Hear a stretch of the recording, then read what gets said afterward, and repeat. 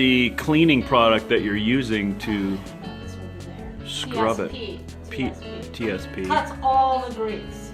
Yeah. So like it's gonna get rid of all the fingerprints and oils and you know, that anytime you cook you have oil and stuff that releases in the fumes. It gets rid of all of that. And then you're going to do a light sand over it? Yeah, I'm gonna sand some of the shine off of it so that it takes the paint a lot easier.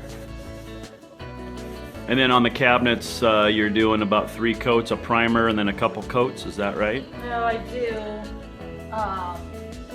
like 1 to 2 coats of primer, and then the paint is a trim and cabinet paint, specifically made for trim and cabinet. And then what's the brick manufacturer? KONI brick. That's K-O-I or K-O-N-I brick. And what do those run a box roughly? So they kind of vary. For the most part, they're like $50 a case, and a case covers 10 square feet. Gotcha. And then we switched from the baby blue to gray. Yes. If you're all noticing when you watch this video.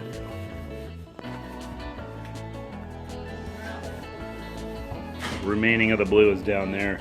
You can see the difference. So that's the primer. Yep. And you just do 1 coat of that. I might do 2 coats since I have so many coats of the other. We'll see. We'll play it by ear.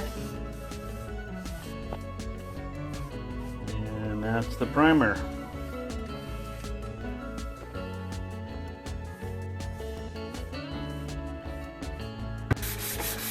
Maybe you could. So getting her pretty scuffed up, huh? Yeah. Taking the shine off so that I can get the paint to stick to it.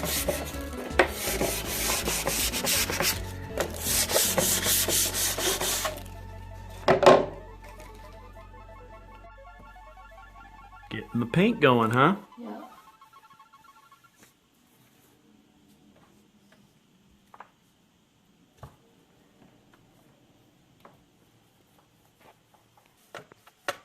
What'd you end up doing for coats?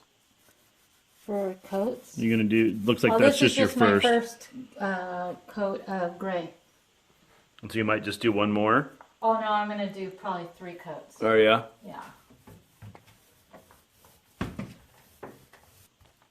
And the reason is just what? Just to give you a more even finish? No, because it needs probably that much. The paint itself states very clearly that you need to have at least 2 coats. So I figured since these are cabinets that we, you know, get good use, we'll get 3 coats just to be careful. Yeah, looks nice.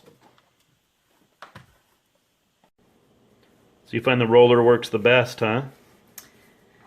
Yeah, I mean it helps because the cabinet paint is a little bit thicker, and because it's got a higher shine to it, you can really see brush strokes. Yeah, so no streaks with Well, using the roller. yeah, so trim paint, cabinet and trim paint is a little bit thicker and it has a higher shine so that it's easy to clean up. And because it's got a higher shine and because it's thicker, it you can usually see every single brush stroke. So I'm taking a small brush and putting, you know, putting it right where I can't get the roller to go, but then I'm going over it with the roller. I just like the roller better. All right, honey, so we got a lot of the brick on, but just explain the brick and how you install the brick real quick and what you've got. So these are the bricks, right? You take a little bit of mastic and you put it on the back, stick it up on the wall. and then just arrange them and make sure that they're good. Today I'm going to try something different though. I'm going to use a piping bag to pipe the mastic onto the back and just stick it. Some people put the mastic down and then stick the bricks up to it.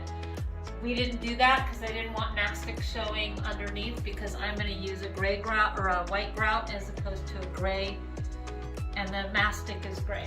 So that's Pretty simple. what we're doing. Then you just kind of tap them with a hammer to break them. Yeah, so when I need to like get a half, like this is a half, what I do is I put it over the top of something and just take my chisel and my hammer and just do them in half. They're very easy to And then it break. doesn't take too long to dry. No, well, this mastic dries in probably half an hour, so it gives you a little bit of time to rearrange them if you need to. And sometimes if I want to put a white one in or a light gray one in, I'll take down the other one and put that one up. And it gives me time to play with it a little bit to make sure it's where I want it to be before it dries. But by, within a couple hours, it's completely dry. So, Cool, so we just got to finish it up. yeah.